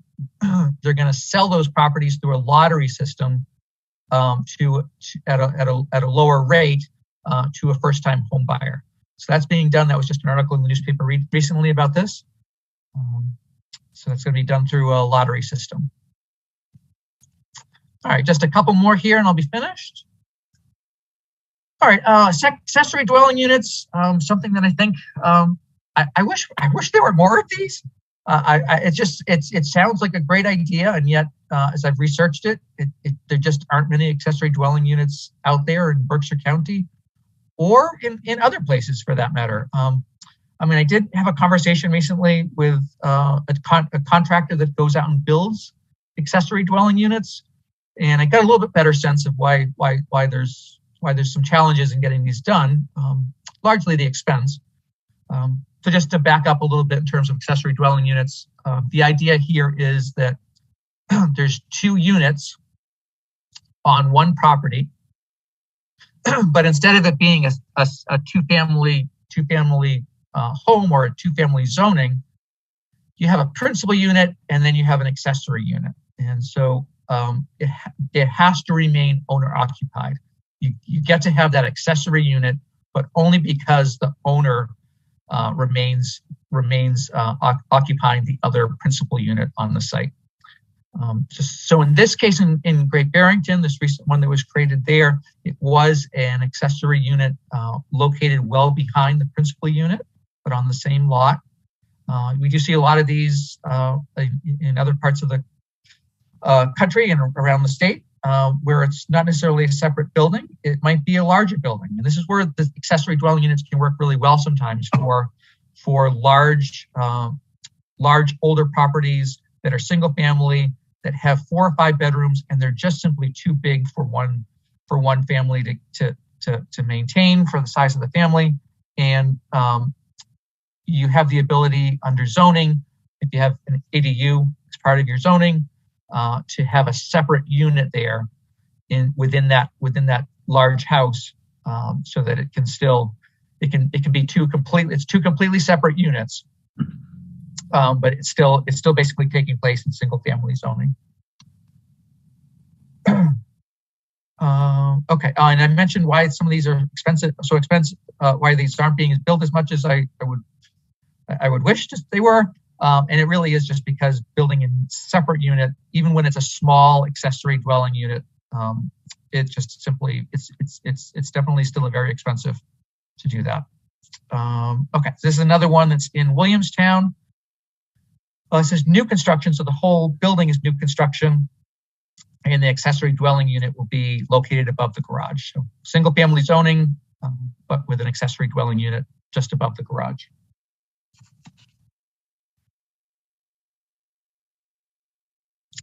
So that's what I've covered. I certainly lots of things I didn't cover for tonight, and lots of other successes and great projects taking place. If you have some favorites, I'd love to hear what your favorites are. And there's lots of things going on right now too that are under construction. So this is another one in Great Barrington, 49 new affordable apartments going in Windrush Commons in Great Barrington. So lots of other more housing projects going in and other places as well that maybe we can cover some other time. So yeah, I would love to hear sort of your thoughts. What have you found in terms of challenges and other successes that I didn't note here? And what else would you like me to cover at some point in the future? I guess too, are there other projects that you would like to see mentioned around Berkshire County? That's certainly always good to hear too. That's it.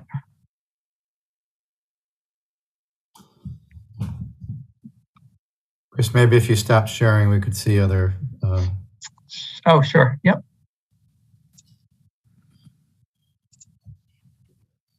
All right. Any comments, observations? I think what we're going to be doing is pulling together these case studies even more and make it more available. Don, you have a comment, question?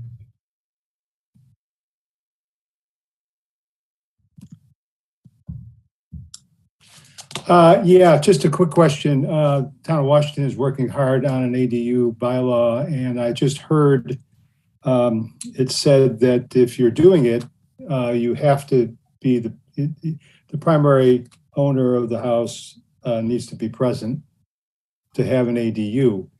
And we have a lot of second home people who probably would like to also put in an ADU. How does that work? Is it a necessary thing to get the bylaw passed to, that the owner has to be present? That's a really good point. So I kind of picturing you're thinking this is sort of even as a caretaker or somebody that's on site. Yep. For a second home. Mm-hmm. They'll be kind of watching things. Would that still work? I would imagine. I mean, this is up to the community in this case. So I think it's going to be how you choose to write your zoning bylaw. All right. And the key thing, Don, is it has to be under the same owner is the real requirement. You can't have two owners of those units. And can you have two ADUs?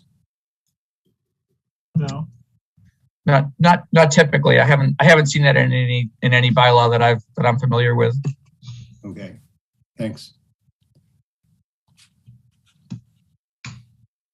Jim. One of the concerns that certainly we have is that people are building accessory dwellings and they're renting out their second homes as an income producing arrangement. And I think that that doesn't necessarily increase the housing stock. What it does is it increases revenue for people who want to rent properties. I've even seen situations where people are buying up homes simply to be able to rent them short term. And I think that, whereas, developing housing from an alternative as an alternative, to allow people who actually live in the area, work in the area, and can contribute to the economy is one thing. I'm not sure that the community is going to be well served by allowing a lot of dwellings to be built and constructed on a lot to be used as a revenue producing situation. Jim, you raised absentee landlords. You raise a very good point, and as we've been discussing among staff, is that it really does seem to be needed to be paired with a short-term rental regulation, and I know that's why we've kind of put this under the same agenda topic as well, because you're right, it doesn't automatically increase more units if they're going to be rented out, but it certainly some will be able to be used for apartments, and that's also one of the requirement. That's one of the thinking about having it be owner occupied as a way to kind of restrict some of the investor owners to doing that. Roger. Yeah, we do have an ADU law in Williamstown. There is not an owner occupancy requirement that was taken under consideration last year, or it was 2 years ago rather, when we undertook that. But our planning board at the time decided not to enact it in that form. But I do think that dovetails into the comment that was made by the previous speaker. That we have an issue where the changes that we make and the developments in the Berkshires, because Berkshires are becoming an increasingly attractive tourist destination and therefore rental investment destination.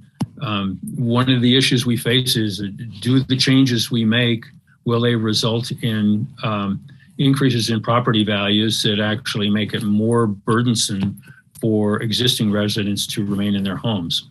So I think that's a major issue to look at. I know that we're dealing with it in Williamstown, and my guess is you're probably seeing that in other towns in Berkshire County as well. Yeah, when it comes to housing, there is no easy answers to a lot of these questions. It's a lot of things are related, and I think though, as there are some ways to use regulation to minimize some of these other impacts. Doug? Yeah, one of the things that we've talked about a long time is that the fact that the towns that don't have a lot of infrastructure can't put in, multifamily stuff like that, but they can relieve the pressure if they're given some capability of renovating old housing. I'm spending a lot of money in the town of Windsor tearing down homes that have been abandoned, that have been around, that could have been saved and could have been turned into very good residents. So that's another consideration. Do we want to put all the money into the population centers, or do we want to reach out to the surrounding communities and say, is there housing that can be captured to be affordable? Yeah, another good point, Doug.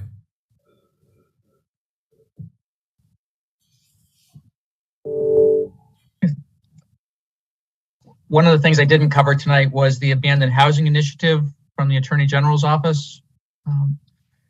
Beckett's been using that, as well as a few other places in the Berkshires. And that's definitely trying to address some of the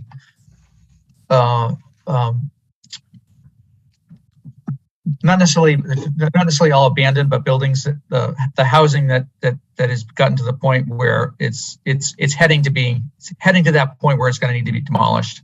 And it tries to, with the Attorney General's office helping out, it tries to get things into receivership so that there's something's going to happen. It's either going to have a receiver that takes over, or the owner's going to come back in and make some investments. So they've got a number of examples that they're working with very small communities on. So that's something to consider for Windsor. But the problem is that legal expenses for the town are huge. I mean, we're running tens of thousands of dollars to deal with in Windsor. Barb, you had a Yeah, just a couple observations and comments on the ADUs. I know the town of Lanesboro, the planning board put in the ADU regulation about a year or 2 years ago, and it was brought up by a member who's a builder or contractor, and he mainly supported it by saying that, homeowners wanted to bring family members back, maybe build it for an in-law apartment or for an elderly child or whatever. But it sounds to me like it got caught up in, it's starting to get caught up in the Airbnb industry. And the Airbnb industry is one that I'm seeing one town took the leap recently, North Adams, to regulate Airbnbs. And it was not an anonymous vote. It was a split vote, but I can't imagine what the repercussions are going to be there, because they limited it to don't quote me because I don't have the article in front of me, but with like a 90-day time frame. It required a professional person to run it. And I'm like, holy shmoly. I mean, that regulation in a community with the size and the amount of Airbnbs, I can't imagine what the fallout's going to be for that. We didn't touch it. Our planners from Williamstown, and we talked about it on our planning board. We didn't touch regulating short-term rentals like that, but it's going to be interesting to see, the repercussions of all that. Well, other towns are talking about it and considering it. Yeah. It's just, it is what it is. Lennox has some short-term rental provisions already, and I know if you've been following the paper, clearly you've seen what's been going on in the discussions in Great Barrington about short-term rentals. Yeah. It's just one of the few towns that actually adopted something, and with such incredible restrictions. I'm like, yeesh. But good for them. They're attacking it. Hey, Tom, it's 9:00. Did you want to wrap things up with your report? Well, my report is pretty simple. If there are any questions on it, I'll take questions. I guess what I'd like to do is see if this session was on housing was useful, and what do we want to try to tackle for the next meeting? Do we want to keep on a housing theme? We could delve into the pros and cons of short-term rentals, if that's something that is going to be important, or other items. If you got some suggestions now, that'll help us plan for it. If not, you can shoot them to me over the next several days, or you'll take what you get. Roger.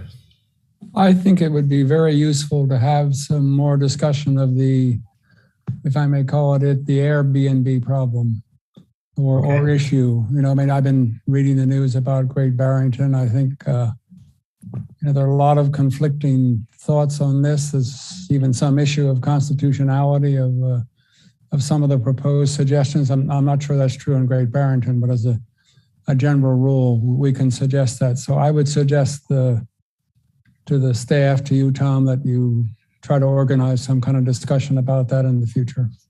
Okay, thank you. Renee?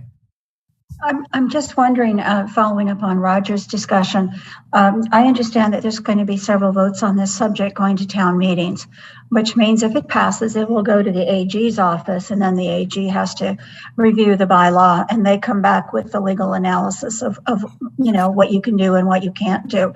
So I kind of wonder, other than just kind of a general topical discussion, if that topic might be better waited until after town meetings and the AG has reported back. I also know that the Commission Development Committee will be taking up this again at our next meeting. So those folks, most of whom are on this meeting, may also have some ideas, or if you get some, Tom, we'd love to further discuss them. Okay, great. Roger? Yes, I really appreciated Chris's presentation today. I thought it was terrific, and I'd love to see more of that. I'm also in agreement with Roger Bolton about the discussion about short-term rentals going forward, and a further exploration of how the rental market and the second homes market affects the overall issue of affordability in Berkshire County. I think that's gaining ground. And lastly, to answer Barb's observation about the short-term, the Airbnb provision that North Adams just voted on, I believe that the professional management of the Airbnb in North Adams only applies if the property is owned by someone who is not a resident. So I think there's nothing to prevent an owner operator from running the Airbnb. They want the city of North Adams wants a local representative responsible to the local community to be operating it if the ownership is from somebody out of town or out of state. I think that's the form. You bet. Yeah, that's right, Joe. That's right, Roger. Yep. Doug, you have something again? Just a reminder that we just need to make sure that we look at the small towns as far as, developing affordable housing for them. I mean, one of the things that without the infrastructure in the towns to develop something big, we need to find some way to invite people to be in our small towns. Okay. Jim? I want to pile on and say, yes, I think we need to have more discussion on housing in Berkshire County. The other part to it, though, is the fact that, that money is being parked, in some of these residences. It's become an investment opportunity for people, and not only for people, but for institutions. And, I think that we need to explore that, because not only does it raise the market value of everyone's home and makes it more difficult to find affordable housing, but again, it does nothing to increase the community, and it doesn't necessarily. I mean, there are houses that are being bought and just not being used. This is not something that happens in the big cities and in these large residential buildings that are developed, but it's starting to happen here too. So there's a lot of issues with housing. So I think we have plenty of fertile ground to explore. Okay, thanks. And John, to your question or your comment about my report, the only thing that I guess that I would like to call out in there is this Western Mass Municipal Conference on April 9th. One of the topics is going to be housing for this. It'll be an in-person meeting, and I think it's going to be a good opportunity to network with other folks from Western Mass. And this starts to get to what we talked about early in the meeting tonight about the Rural Policy Advisory Commission. If we're going to get stuff done in Western Mass, we've really got to work together as much as we can. And it's not just Berkshire County, it's Franklin County, it's Hampshire County, parts of Hampden County, and even parts of Worcester County. We all have many of the same issues. So this is hopefully a way to do some networking. With that, I'll shut up. All right. Any other questions on Tom's executive director's report? You have the 3 items. All right. Is there anything else? Okay. Motion to adjourn. Move to adjourn. Do you have a second? Second. All in favor, say aye. Aye. Aye. Have a good night. Thank you. Aye. Good night, everyone. Bye.